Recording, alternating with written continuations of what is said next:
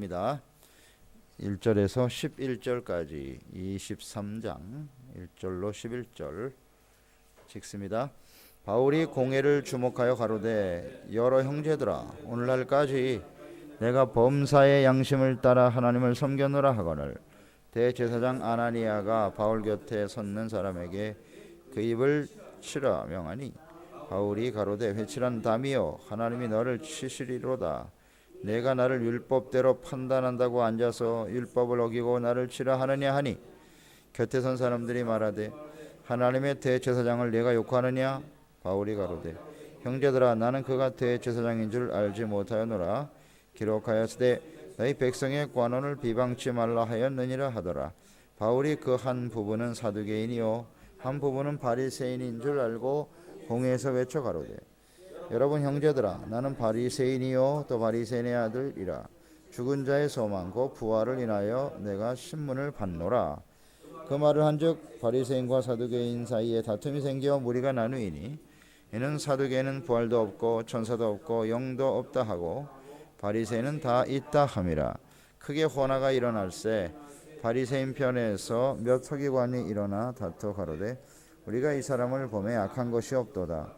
혹 영이나 혹 천사가 저더러 말하였으면 어찌하겠느냐 하여 큰 분쟁이 생기니 천부장이 바울이 저희에게 찢겨질까 하여 군사를 명하여 내려가 무리 가운데에서 빼앗아 가지고 영문으로 들어가라 하니라.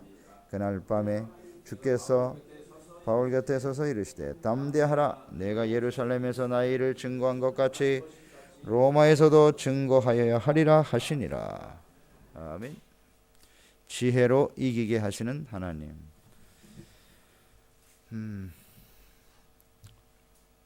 바울이 이제 공회원들 앞에서 사내들인 공회원들 앞에서 자신을 변론하는 내용입니다. 이 천부장이 로마 사람인 이 바울을 정죄한다고 하는 것은 쉬운 일이 아니었습니다. 정식 재판의 절차를 거쳐서 정죄해야 되겠다 생각하고 도대체 이 바울의 문제가 뭔가 이것을 이제 알기 위해서 고소한 바리새인들 또 사두개인들이 있는 사내들인 공회에서 서로 변론하게 만드는 것입니다. 그 어떤 것이 죄냐. 그랬을 때 이 바울은 그 사내들인 공회원들 앞에서 변론을 시작하는 것입니다. 그는 어떤 상황에 놓이든지 이것이 바로 복음을 전할 수 있는 기회라는 사실을 그는 잘 알고 있죠. 그래서 이제 변론을 시작하는데요.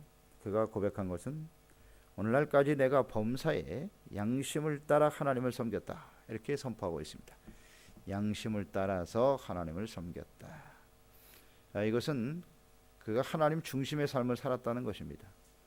그 양심이 언제나 하나님의 뜻과 하나님의 말씀에 순종하는 모습을 가지고 섬겼다라는 것입니다. 이 말은 사실입니다. 그가 예수를 만나기 전에 비록 그리스도인들을 핍박하는 모습이 있었습니다만 그것은 그 당시에 바리새인으로서 율법을 지키는 자로서 당연히 그게 옳다고 생각했던 거죠. 그래서 율법의 양심을 따라 이것이 하나님의 뜻이다라고 생각하면서 최선을 다했던 사람임을 알 수가 있습니다. 그만큼 율법적으로 완벽하게 살려고 애썼던 사람이 이제 바울이라는 것을 알 수 있습니다. 양심을 따라 그랬으니까 양심에 꺼리낌 없이 그만큼 철저하게 하나님 중심의 삶을 살았고 주님의 말씀과 뜻에 순종하는 사람이었다라는 것을 증거하는 겁니다. 자신이 지금 바리새인들에 의해서 고소를 당하고 있는 상황이지만 그 율법에 내가 문제가 있기 때문에 당신들 앞에 설 수 있는 이유는 없다는 겁니다. 하나님 앞에서 이제 하나님을 섬겼다라는 것은 하나님 앞에서 이 부분에 대해서는 내가 분명히 정죄받을 부분이 없다라는 것을 지금 증거하고 있는 겁니다. 그랬을 때 대제사장 아나니아가 있었는데 바울 곁에 서는 사람들에게 그 입을 쳐라 그랬어요. 입을 쳐라, 입을 딱 쳐라. 감히 어찌 그런 말을 할 수 있느냐. 아나니아 제사장 입장에서는 그럴 수 있겠죠. 그럴 때 바울이 어떻게 반응했냐면 회칠한 담이여 그랬어요. 어찌하여 하나님이 너를 치시리로다 이렇게 대변을 했는데요. 바울이 이렇게 말한 것은 회칠한 담이라고 하는 것은 외식하는 자죠. 외식하는 자입니다. 그것이 그들의 그 실체를 너무나 잘 알기 때문에 바울이 이런 말을 했는데요. 어찌하여 너희가 율법으로 나를 판단한다고 하면서 율법을 어기라고 하느냐.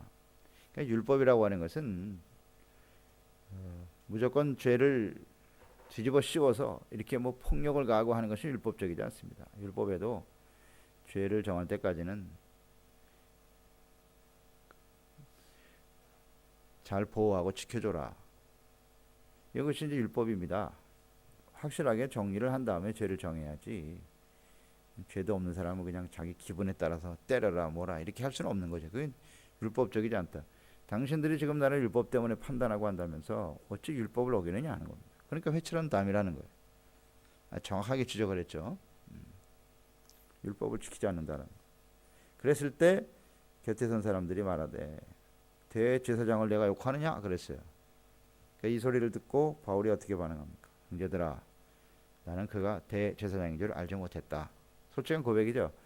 대제사장인 줄 알지 못했어요. 그래서 이런 말을 했다 이거죠. 그러면서 즉시 말하기를 기록하였을 때 너희 백성의 관원을 비방치 말라 하였다는 것을 그 말씀을 하였다라고 말하면서 자신의 잘못을 시인합니다. 이것이 이제 바울의 모습이에요. 그러니까 정말 양심을 따라서 하나님을 섬겼다. 말씀 중심의 삶을 살았다는 것을 알 수가 있죠.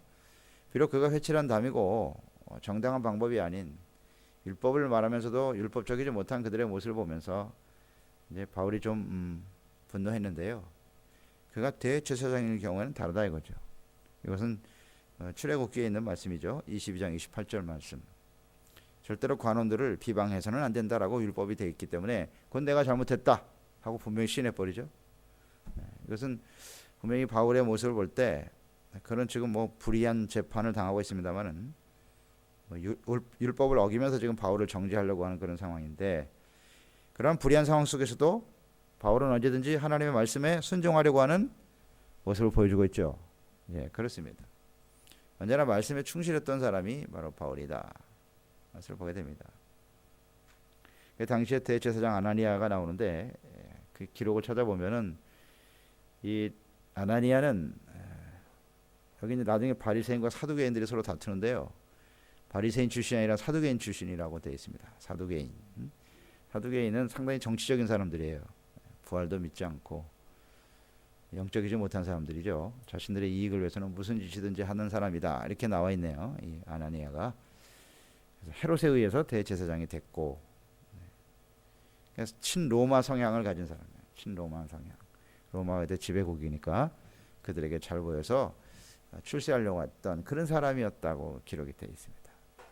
좀 성격이 아주 좀 사악하고 자신의 이익을 위해서는 무슨 짓이든지 하는 사람이다. 이렇게 되어 있네요. 그러니까 그 바울의 말 한마디에 입을 치라고 할 정도로 과격한 그런 사람이었음을 볼 수가 있습니다. 그의 실체를 이미 바울은 알고 있죠. 예, 바울은 알고 있습니다. 가말리엘 문화에서 배운 사람이고 사내들인 공회원들이 어떤 사람들인지 대충 다 알고 있지 않습니까? 정확하게 지적을 하는 거죠. 회칠한 담이라는 말을 그냥 한 게 아니에요. 그의 실체를 당시에 모든 사람들이 알고 있었다고요. 이런 부분에 대해서 우리가 보면서 정당하지 못하고 불의한 사람이라는 걸 알면서도 일단 하나님의 말씀 앞에는 정확하게 순종한다. 당신이 만약에 대제사장이라면 내가 잘못한 거다. 이런 고백. 그렇습니다. 우리가 이 하나님의 말씀 앞에서 뭐 우리가 아무리 정당성을 주장한다고 해도 뭐 바울이 이런 이야기를 할 필요는 없습니다. 사실은요. 예. 그 아나니아라고 하는 사람이 어떤 인물이라는 것을 바리새인뿐만 아니라 당시에 모든 사람들이 다 알고 있었으니까. 그렇지만 하나님의 말씀에 순종하는 그의 모습. 그것이 옳습니다. 그래서 언제든지 우리는 하나님의 말씀대로 주님을 바르게 섬기려고 하는 그런 저희들이 되어야 하겠습니다. 비방치 말자라고 하나님의 말씀 앞에 순종했다. 그만큼 말씀 중심에 그 고백이 맞잖아요. 양심을 따라 하나님을 섬겼다는 말이 맞죠? 네, 정확하게 맞습니다. 이 부분이 굉장히 참 중요한 부분이에요. 그가 어떤 일을 만나도 이렇게 요동치 않고 흔들림이 없었다라는 것은 양심을 따라서 하나님의 말씀대로 주님을 섬기고 순종하려고 하는 모습이 그에게 있었기 때문이에요. 그게 가장 큰 힘이 되는 거죠. 능력이 되는 것입니다.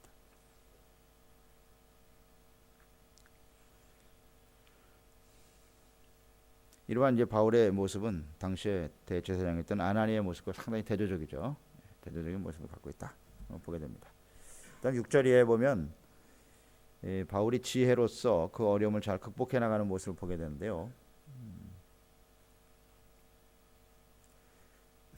공회원들의 구성이 사두개인과 바리새인으로 되어 있는 것을 알고 있습니다. 바울이니까 알 수 있는 거예요. 바울이니까 그 상황이 어떻다라는 걸 알고 그들이 항상 이 교리적인 문제로 상당히 갈등이 있다라는 것을 알고 있습니다. 알 수가 있죠. 서로 어떻게 같이 하나로 될 수 없는 사람들이에요. 사실은 바리새인과 이 사두개인들은요, 근본적으로 이 교리적으로 문제가 있기 때문에 하나 될 수가 없는데, 예수님을 죽일 때 하나 되고, 하여튼 예수 그리스도를 핍박하는 일에는 하나가 되는 거야. 결국 뿌리는 같다는 얘기죠. 뿌리는 예수님께서 그들을 뭐 사탄의 자식이다 이렇게 얘기를 했는데, 복음을 대적하고 하나님을 대적하는 면에서는 같다라는 것을 알 수가 있어요. 그래서 바울이 분명한 중심을 보입니다. 나는 바리새인이다라고 선포를 해버렸어요. 바리새인 중에 바리새인인데 나는 부활, 즉 죽은 자의 소망의 부활을 인해서 내가 지금 신문을 받고 있는 것이다 하는 주제를 던집니다. 교리적으로 상당히 민감한 부분이었죠. 그것을 던지니까 바리새인과 사두개인 사이에 다툼이 생겼다 그랬죠. 서로 다툼이 생깁니다. 사두개인의 입장에서 볼 때는 부활도 없고 천사도 없다, 영도 없다, 사후의 세계에 대해서 전혀 믿지 않는 사람들이에요. 그러니까 이들은 유대인이라고 하지만 하나님과 전혀 상관이 없는 모습을 갖고 있죠. 정치적인 집단일 뿐이죠, 그냥. 사두개인들이요. 안 믿어요. 부활 같은 거 믿지 않습니다. 그러니까 이것 때문에 코나가 일어날세. 그러니까 바리새인 편에서 서기관이 일어나서 말합니다. 바울이 바리새인이다라고 말을 하니까 이 사람을 보매 악한 것이 없다 이렇게 나옵니다. 이제 이 교리적인 면에서는 상당히 예민한 부분을 반응을 하고 있죠. 만약 영이나 천사가 저더러 말하셨으면 어떻게 하리요? 바리새인 편을 좀 들고 일어나는 겁니다. 이런 문제가 굉장히 첨예한 대립을 가지고 있고 민감한 부분이라는 거 알 수 있겠죠. 그러면서 서로 싸움이 붙었어요. 그러니까 이 바울이 지혜로운 거죠. 이들이 지금 바울이 지금 서 있는데 공회원들 앞에서 서 있는데요. 이 문제는 자신이 무슨 죄가 있어서 잡혀온 것이 아니고 천부장이 옆에서 보고 있지 않습니까? 그 천부장에게 분명하게 보여줍니다. 이건 지금 내가 어떤 옥에 갇힐 만한 죄가 있어서 문제가 되는 게 아니고 유대인들 사이에 어떤 교리적인 문제고 종교적인 문제다라는 것을 두각시키는 거죠. 그래서 그 카드를 던지니까 즉시 분쟁이 일어나면서 갈라지거든요. 네, 그런 것을 천부장이 보는 거죠. 아, 이것은 무슨 다른 문제가 아니라 종교적인 문제구나. 그러니까 바울을 구속할 만한 근거가 없다는 사실을 확실하게 증명해 주는 거죠. 이제 그만큼 이 바울은 지혜롭습니다. 지혜롭고 이 문제를 잘 해결해 나가는 것을 볼 수가 있어요.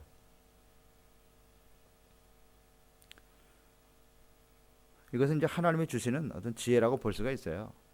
이 상황들을 어떻게 잘 극복해 나갈 것이냐 하는 문제인데, 누가복음 21장 14절로 15절로 보면 예수님께서 말씀하셨죠. 너희들이 공의원들에게 잡히고 많은 시련과 어려움을 당하게 될 것이다. 그런데 너희는 변명할 것을 미리 생각할 필요가 없다. 주님께서 그렇게 말씀하셨어요. 그러면서 모든 대적이 능히 대항하거나 변박할 수 없는 구제와 지혜를 너희에게 주리라, 이 말씀하셨거든요. 네, 그렇습니다. 이게 어려움이 닥칠 때 성령님께서 이런 바울에게 지혜를 주시는 겁니다. 지혜와 능력을 주셔서 그 어려움을 잘 극복해낼 수 있도록 해주시더라. 이제 그렇습니다. 이제 아직은 사도 바울이 해야 될 사명이 있기 때문에 사내들인 공회원들이 뭐 절대적인 권력을 가진 건 사실이죠. 그렇지만 하나님께서 지혜와 능력을 주셔서 이 모든 어려움을 잘 극복하게 하시더라. 자, 이 문제는요, 사실 뭐 예수님께서도 충분히 이런 지혜가 있으실 수 있었는데, 예수님은 십자가를 지셨거든요. 십자가를 지셔야 했기 때문에 그것이 구원을 위한 하나님의 방법이고 주님의 뜻이기 때문에 예수님은 순종하신 것이고, 지금도 바울도 똑같은 입장이거든요. 빌라도 앞에 서 있는 예수님이나 오늘 이 천부장과 사내들인 공회원 앞에 서 있는 사도 바울이나 상황이 같거든요. 그들이 고소하고 몰아붙이면 어쩔 수 없이 잡혀 들어갈 수밖에 없는 상황인데 하나님께서 바울을 지혜를 주셔서 다시 기회를 주시는 거죠. 기회를 주시는 겁니다.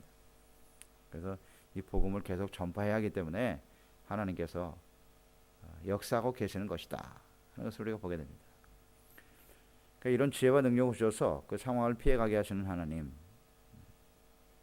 이것은 아직도 하나님께서 주어진 사명이 남아있기 때문이다. 우리는 이렇게 보는 겁니다. 사명이 있어서 하나님의 계획 속에서 이루어져 가는 것이다. 그래서 모든 상황을 우리가 지난 시간 묵상했듯이 하나님이 주도하고 계신다는 것을 분명히 믿어야 돼요. 확신해야 됩니다. 그러면 그때그때 필요한 지혜도 주시고 능력도 주셔서 어려움을 이겨나갈 수 있도록 만들어 주시는 주님이시다 하는 것을 알게 되지요.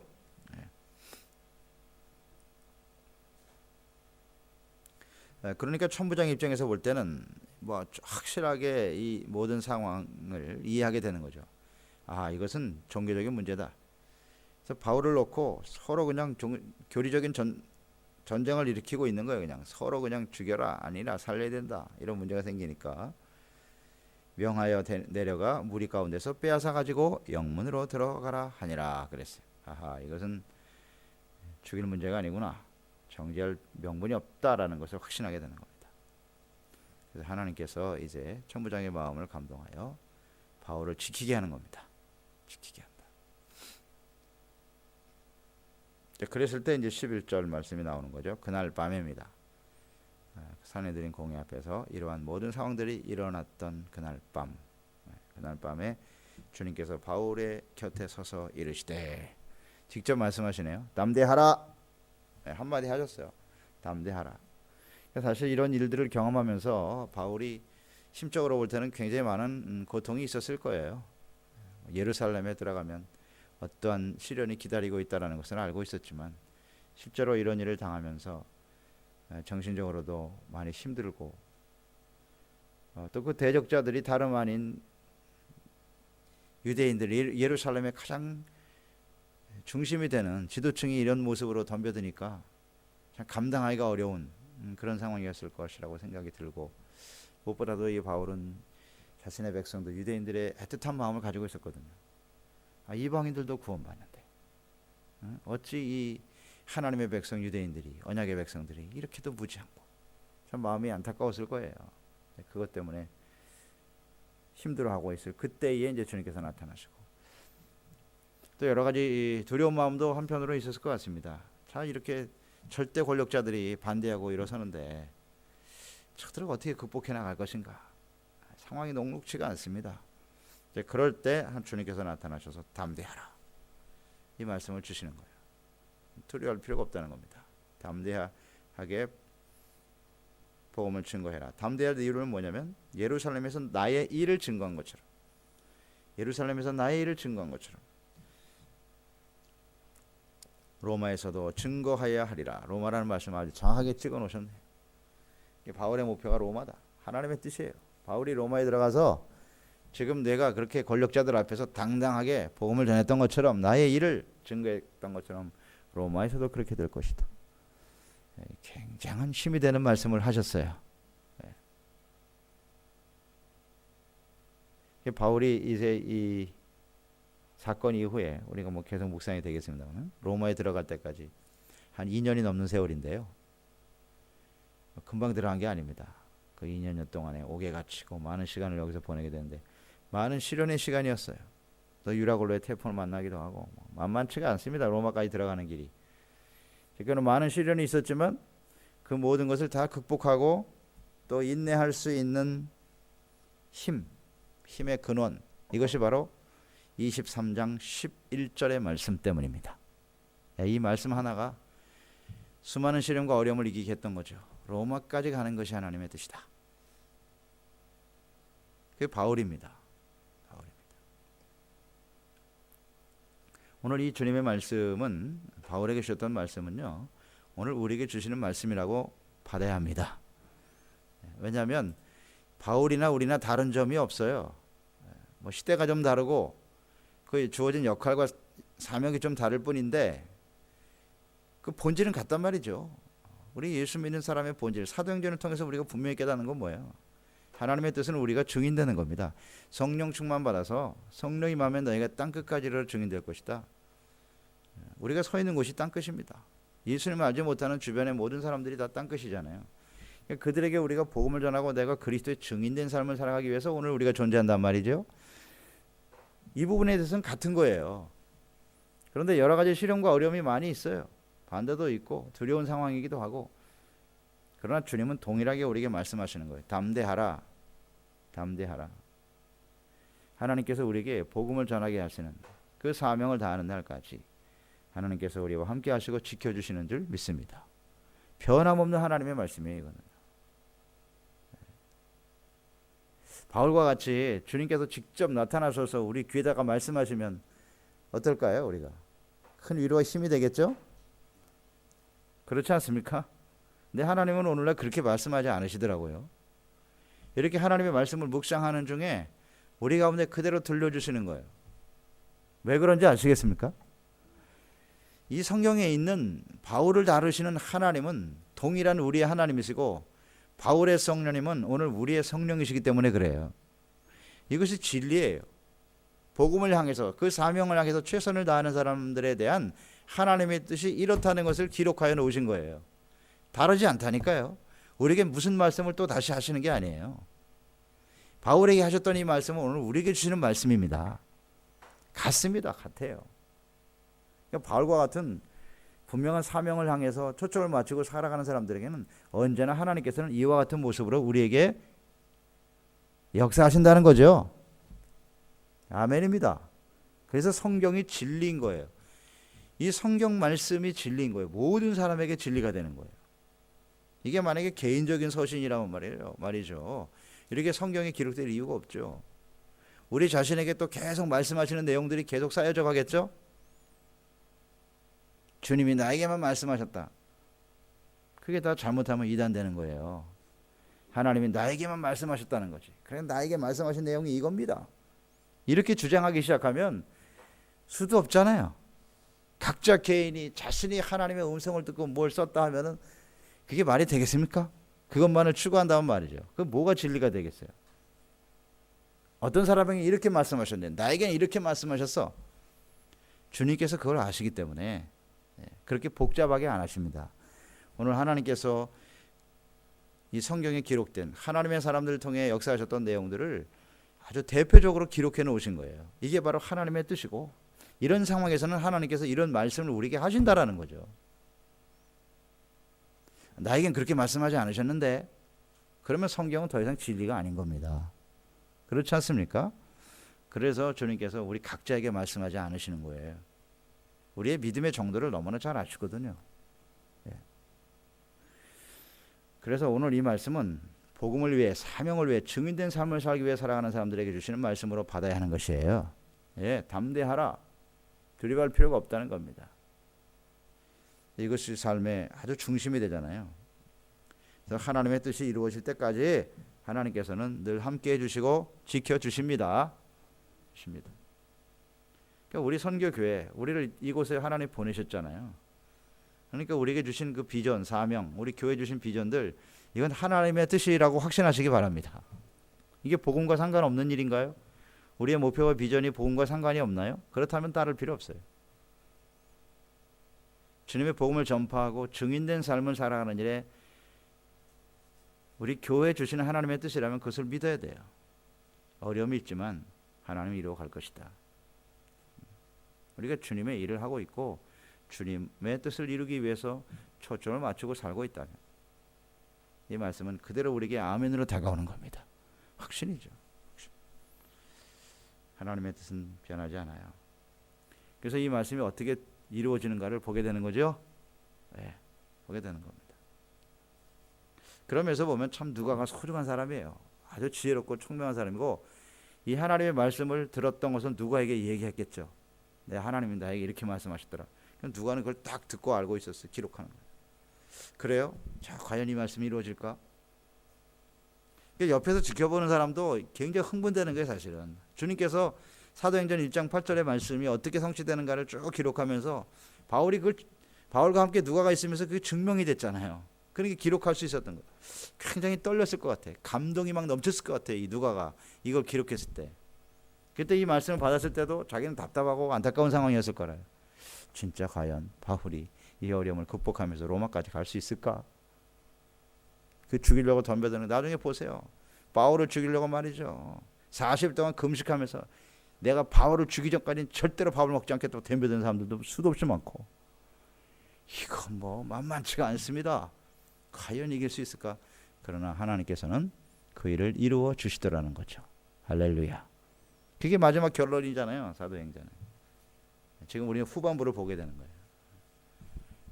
그렇습니다. 우리 가운데 어떤 시련이 있어도요, 우리가 복음을 향해서 사명을 하게 초점을 맞추고 있다면요, 문제될 게 없습니다. 반드시 하나님의 승리하게 하시는 거예요. 그러니까 이 담대함이라는 게 어디서 오는 건지 아시겠죠? 예, 하나님의 뜻과 주님의 말씀에 대한 분명한 이해를 하고 그 초점을 향해서 목표가 분명하고 달려가는 사람은 담대할 수 있어요. 여호수아와 갈렙 보세요. 여호수아에게 부탁한 게 뭔데요? 담대하라. 왜 담대해야 되는 거예요? 가나안 땅에 들어가는 게 하나님의 뜻이기 때문이죠. 거기 하나님의 나라가 세워지는 것이 주님의 뜻이기 때문에 담대할 수 있는 거예요. 내가 무슨 능력이 있어서가 아니고 하나님의 뜻을 이루기 때문에 담대한 거예요. 확신을 가지고 나가는 거죠. 그래서 하나님께서는 이렇게 담대한 믿음을 가지고 나가는 사람들을 통해서 일하시는 거예요. 가나안 전쟁 쉽지 않습니다. 사도 바울 로마까지 들어가는 거 쉽지 않습니다. 그런데도 끝까지 하나님을 믿고 의지하는, 주님의 약속의 말씀을 믿고 따라가는 사람들 보세요. 이게 바울이 로마까지 가는데 한 2년여 세월이 흘렀는데 저는 또 그런 생각도 해봐요. 야, 2년의 세월은 이건 아무것도 아니다. 그런 생각이 들어요. 다윗 같은 경우로 이제 비교해 볼 수 있겠는데, 다윗에게 하나님 말씀하셨잖아요. 여기는 똑같은 말씀하셨죠. 너 이 나라의 왕이 될 거야. 그 말씀 받고 10여 년의 세월이 흘렀습니다. 그 세월이 그냥 편안한 세월이 아닙니다. 사울에게 쫓겨서 말이죠. 죽을 똥 살 똥 그냥. 야, 그런 거 보면 다윗은 정말 대단해요. 아무리 봐도 위대한 것 같아. 그 말씀 하나 붙들고 버티는 거잖아요. 말씀 하나 붙들고 이 나라의 왕이 될 거야 내가. 그거 붙들고 하나님의 나라를 세우겠다는 거죠. 왕이 됐다는 게 자기의 권력을 어떻게 하겠다는 게 아니고 하나님의 나라를 바르게 세우겠다는 거 아닙니까? 내가 너를 통해서 하나님의 나라를 바르게 세우겠다는 그 말씀 붙들고 끝까지 인내하면서, 그게 진짜 믿음이구나. 하나님이 그런 사람들을 사용하시는구나. 오늘 우리도 마찬가지입니다. 하나님이 주시는 말씀은요, 우리가 이 땅에서 영원히 사는 거 아니잖아요. 우리가 궁극적 소망은 뭐예요? 천국 아닙니까? 내가 천국에서 나와 함께 왕노로 타리라. 아멘. 주님이 말씀하신 거죠. 제자들에게도 이 말씀 하셨어요. 너희가 장차 새하늘과 새 땅에서 내 보호자 우편에 앉아서 세상을 다스리는 엄청난 위치에 서게 될 거라고 말씀했죠, 제자들에게. 근데 제자들이 그 말을 그 당시에 무슨 뜻인지 몰랐어요. 무슨 소리 하십니까? 지금 당장 이 세상에서 잘 살고 이 세상에서 우리가 신분 상승하고 제대로 살아봐야죠. 그러나 깨닫지 못했죠. 성령의 역사가 나니까 이게 보이는 거예요. 그러니까 그들은 복음을 위해서 아낌없이 자신의 몸을 내어줄 수 있었던 거예요. 그 힘이 뭔지 아시겠습니까? 예, 담대해 줄 수 있다는 거. 그래서 우리는 언제든지 천국의 소망을 바라보고 또 이 땅에 이루어질 하나님의 나라를 바라보면서 담대함으로 전진해가는 저희들이 되었으면 좋겠습니다. 기도하겠습니다. 하나님 아버지, 오늘 사도 바울이 당하는 많은 시련과 어려움 앞에서도요, 그는 언제나 당당할 수 있었다는 거. 이게 도대체 어디서 오는 것이냐? 그렇게 뭐 복잡하지 않습니다. 그는 하나님의 사명에 대한 분명한 이해를 갖고 있었어요. 나는 하나님의 복음의 말씀을 땅끝까지 전파하는 것이 주님의 뜻임을 알았습니다. 예루살렘에 들어온 것은 예루살렘 교회를 돕기 위해서 들어온 것이고, 하나님께서 이방인에게도 구원을 베푸신다고 하는 이 분명한 이 사실을 전파하고 증거하기 위해서 왔던 것이죠. 그러나 여기서 이제 많은 시련과 어려움의 시간을 지나게 됩니다. 그러나 분명 바울은 이방의 사도로 부름을 받았고, 그 이방인의 심장이었던 로마에 가서 복음을 전하게 하는 것이 하나님의 뜻이었습니다. 이것을 분명히 로마로 가야 된다는 것을 바울은 알고 있었어요. 그렇기 때문에 시련과 어려움 속에서도 흔들리지 않았던 것이고요. 오늘 23장 11절의 말씀은 이미 다시 한번 주셨던 말씀인데 바울에게 확인시켜주는 말씀일 뿐이죠. 그래서 그는 그 약속의 말씀을 부여잡고 시련과 어려움 속에서도 흔들림 없이 하나님이 주시는 지혜와 능력으로 승리하며 달려가고 있다는 것을 보게 됩니다. 오늘 이 바울에게 주셨던 말씀은 우리에게 주신 하나님의 말씀인 줄 믿습니다. 우리가 조국을 떠나서 머나먼 이곳에 와 있는 이유와 목적은 오직 하나죠. 이 주님의 복음이 이 땅에 전파되고 증거되어야 하기 때문입니다. 이 분명한 사명을 붙들고 이 시련과 어려움을 잘